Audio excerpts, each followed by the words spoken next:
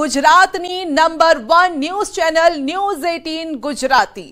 વાત કરીશું અમદાવાદની। અમદાવાદમાં વગર વરસાદે ખેતરો તરબોળ થયા છે। વગર વરસાદે ખેતરોમાં ભરાયા છે પાણી અને એ પણ જેવા તેવા નહીં, ઘૂંટણસમા પાણી ભરાયા છે। ફતેવાડી કેનાલથી પાણી છોડાતા ખેતરો તળાવ બન્યા છે। પાણી છોડાતા ડાંગરનો પાક ડૂબી ગયો છે। ખેતરો બેટમાં ફેરવાયા હોય તેવી શક્તિ અને સ્થિતિ અત્યારે જોવા મળી રહી છે અને પાણીની આ શક્તિ આપ જોઈ શકો છો। પાણીનો આ પાવર આપ જોઈ શકો છો કે ખેતરોને તરબોળ કરી નાખ્યા છે।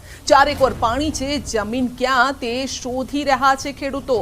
બાવડાના ચિયાડા, ઝેકડા, રૂપાલ અને સિંગરેજના ખેડૂતો જમીનમાં અત્યારે જે પાણી ભરાયા છે તેનાથી મુશ્કેલી વેઠી રહ્યા છે। અંદાજિત 2000 વીઘા જમીનમાં ફતેવાડી કેનાલના પાણી ફરી વળ્યા છે। ડાંગરનો પાક, રોપણી, તમામ ખર્ચો અત્યારે માથે પડ્યો છે। ખેડૂતોએ મોંઘા ભાવનું ધરું, બિયારણ, ખાતર, મોંઘી મજૂરી ચૂકવી અને ડાંગર રોપી હતી, પરંતુ સર્વત્ર પાણી ફરી વળ્યા છે અને કેનાલ ઉગી નીકળેલી વનસ્પતિ જે તેનો નિકાલ નથી થયો। તંત્ર દ્વારા ખેડૂતો અત્યારે જે તંત્રએ આ મુશ્કેલી આપી છે તેથી ખેડૂતો પરેશાન છે। ફતેવાડી કેનાલ સફાઈના અભાવે અત્યારે ખેડૂતો ફરી ડાંગરની રોપણી કરવાની નોબત આવી છે। તો આ અંગે જ આપણે વધુ અપડેટ મેળવીશું। અમારા સહયોગી ગૌતમ આપણી સાથે જોડાયેલા છે અને ગૌતમ પાસેથી વધુ વિગત મેળવીએ। જી ગૌતમ, વગર વરસાદે ખેતરો પાણી છે, કેટલું નુકસાન ખેડૂતોને? ચોક્કસથી સંધ્યા, જે પ્રકારે પાણી અત્યારે હાલ ખેતરોની અંદર ભરાયા છે જેના કારણે ખેડૂતો પરેશાન થઈ રહ્યા છે। તમામ ખેડૂતોએ હજારો રૂપિયાનો ખર્ચ જે છે તે વાવેતર પાછળ કર્યો હતો, પરંતુ ખર્ચ એળે ગયો છે અને આ પ્રકારની સ્થિતિનું નિર્માણ બાવળા તાલુકાના ખેડૂતોનું થયું છે। પહેલા તો તમે આ દ્રશ્ય જુઓ કે આ જે કોઈ બેટ નથી, આ તમામ ખેડૂતો જે છે એ ખેડૂતોના ખેતરો છે, જાણે બેટમાં ફેરવાયા હોય તે પ્રકારના દ્રશ્યો જોવા મળી રહ્યા છે। અને અહીંયા જોઈએ એટલો વરસાદ પણ નથી થયો, છતાં પણ આ ખેતરો બેટમાં ફેરવાયા છે। તેનું કારણ એકમાત્ર છે કે આ ફતેવાડી કેનાલની અંદર પાણી છોડવામાં આવ્યું છે અને પાણી છોડવાના કારણે કેનાલ જે છે તે ઠેર ઠેર ડેમેજ થઈ છે ને જેના કારણે ખેડૂતોના ખેતરની અંદર પાણી ભરાયા છે।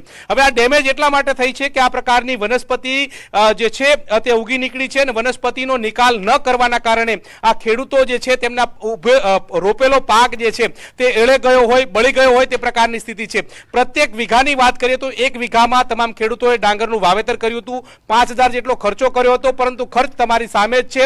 એક પણ રૂપિયાની ડાંગર બચી ન હોય તે પ્રકારની સ્થિતિનું નિર્માણ થયું છે। આ નિર્માણ જે છે તે 4 ગામના તમામ ખેડૂતો તમે જોઈ રહ્યા છો। આ તમામ ખેડૂતો જે છે તે તારાત થઈ ચૂક્યા છે, તેમને નુકસાની વેઠવાનો વારો આવ્યો છે અને આ પ્રકારની સ્થિતિનું નિર્માણ આ તમામ ખેડૂતોનું થયું છે। જેમાં ચિયાડા, બાવળા તાલુકાનું જે ચિયાડા ગામ છે તેના ખેડૂતો છે, ઝેકડાના ખેડૂતો છે, તમામ ગામો જે છે તે 4 થી 5 ગામના ખેડૂતોની 2000 વીઘામાં પાણી ફરી વળ્યું છે। ખેડૂતોને ઉભો પાક એટલે કે મોલ વાવેતર કર્યું હતું, લઈ ના શકાય તે પ્રકારની સ્થિતિનું નિર્માણ થયું છે। ખેડૂતો પણ આપણી સાથે છે, તેમની સાથે વાત કરીશું કે કેટલા રૂપિયાનું પ્રત્યેક ખેડૂતોને નુકસાન થયું છે, કેટલા વીઘામાં આ પાણી ફરી વળ્યું છે। ખેડૂતો સાથે વાત કરીશું, કેટલા વીઘામાં પાણી ફરી વળ્યું છે અને કેટલા ગામોના ખેડૂતો છે? 2000 વીઘાની આજુબાજુમાં પાણી ફરી ગયું છે। આ કેનાલની બેદરકારીના કારણે આ અવારનવાર પ્રોબ્લેમ થતા જ હોય છે અને તોય તંત્ર કોઈ ધ્યાન નથી આપતું। કિરીટસિંહ ડાભી સાહેબ, MLA સાહેબ, ધારાસભ્ય, જેમને રજૂઆત કરી હતી એ લોકોએ રજૂઆત ત્યાં કરી તોય ત્યાંથી તંત્રમાંથી કોઈ આવતું નથી। એ તો એવું કહે છે કે કિરીટસિંહ આવે ને જાય, એવું બધું વાતો કરતા હોય છે એ લોકો। અને 4 થી 5 વખત અમે પણ ખુદ આપવા ગયેલા છીએ અરજી ત્યાં આગળ, તો એમને કંઈ નિરાકરણ કરતા નથી અને આવી અનેક જગ્યા પર તૂટી ગઈ છે અને 2000 વીઘામાં પાણી ફરી ગયું છે। ચોક્કસ, તો 2000 વીઘામાં સંધ્યા પાણી ફરી વળ્યું છે। ખેડૂતો આપણી સાથે, તેમની સાથે વાત કરીશું। શું કહેશો, કેટલા રૂપિયાનું એક ખેડૂતને નુકસાન થયું છે અને આ કેનાલ ક્યાં ક્યાં ડેમેજ થઈ છે? એક વીઘે 7 થી 8000નું નુકસાન થાય છે। સૌ પ્રથમ તો બિયારણ લાયા છીએ અમે, બિયારણ 2000નું બિયારણ છે, ત્યારે દવા લાયા, દવા પછી 3000 રૂપિયા વીઘે રોપામણ થાય છે। આનું રોપ્યા પછી અમે ખાતર પણ આપી દીધું છે। DAP ત્યાંની 1350 રૂપિયા કિંમત છે એક પર એક ઠેલીના। એ મારે 8 વીઘા છે, 8 ઠેલી પણ મેં નાખી છે। મારે 40000 રૂપિયાનું આટલામાં નુકસાન છે પોતાનું।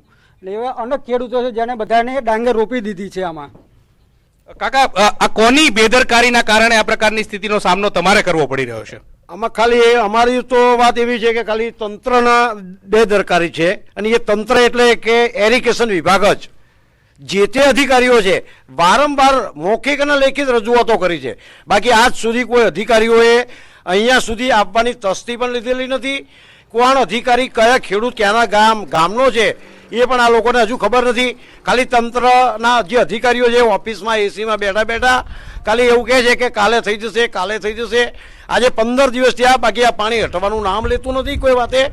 અને અમારો જે ખર્ચો અમે કરી ચૂક્યા છીએ, અમારે કાંઈ વળતર તો નથી જોતું, પણ તંત્ર આની ઉપર જો ધ્યાન આપે તો અમે ફરીને અમારું જે મોંઘા ભાવનું બિયારણ વાવીએ છીએ એની ઉપજ અમને સારી એવી મળે તો અમે ખુશ છીએ.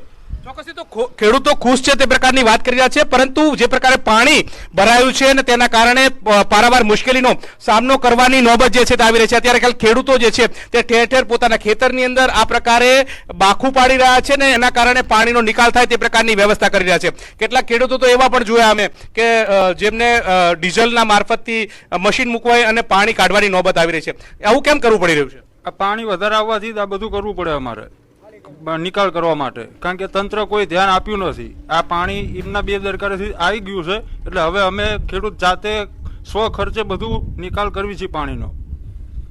તંત્ર નથી કામ કરતું, તંત્ર કોઈ કામ કરતું નથી. ચોક્કસથી તો સંધ્યા, જે પ્રકારે આ તમામ ખેડૂતો જે છે ખેડૂતોએ રજૂઆત કરી છે, તંત્ર સાંભળતું નથી અને તેના કારણે ખેડૂતો પરેશાન છે. જાતે પાણી કાઢવાની નોબત આવી રહી છે. આ 1 વીઘા નહીં પરંતુ 2000 જેટલા વીઘાની અંદર આ પ્રકારની સ્થિતિનું નિર્માણ થયું છે. 100 જેટલા ખેડૂતો જે છે તેમને વાવેતર કરી ચૂક્યું હતું, પૈસાનો ખર્ચ કર્યો હતો, પરંતુ ખર્ચ એળે ગયો છે. તે પ્રકારની સ્થિતિનું નિર્માણ થયું છે. ત્યારે હવે આ તંત્ર ક્યારે જાગે છે, ફતેવાડી કેનાલમાંથી આ પ્રકારની જે વનસ્પતિનો નિકાલ ક્યારે થાય છે, આ તમામ પ્રકારના સવાલો અત્યારે ઉદ્ભવી રહ્યા છે, પરંતુ ખેડૂતો પરેશાન છે એ વાત તો ચોક્કસ છે. બિલકુલ ગૌતમ, આપનો આભાર અમારી સાથે જોડાવા બદલ.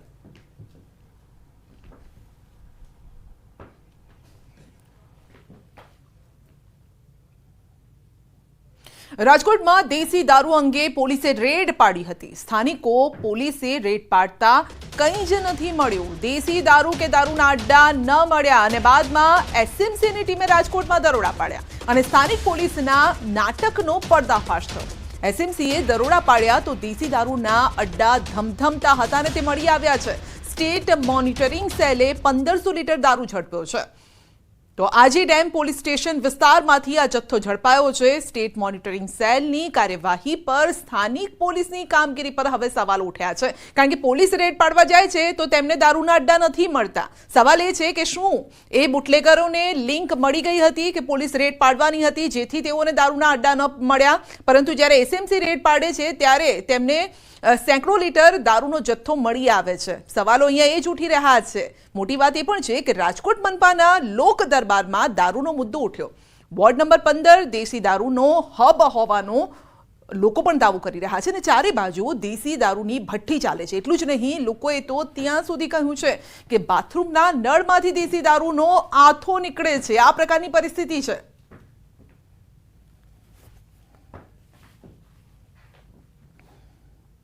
તો સવાલ એ છે કે બાથરૂમના નળમાંથી નીકળે છે દેશી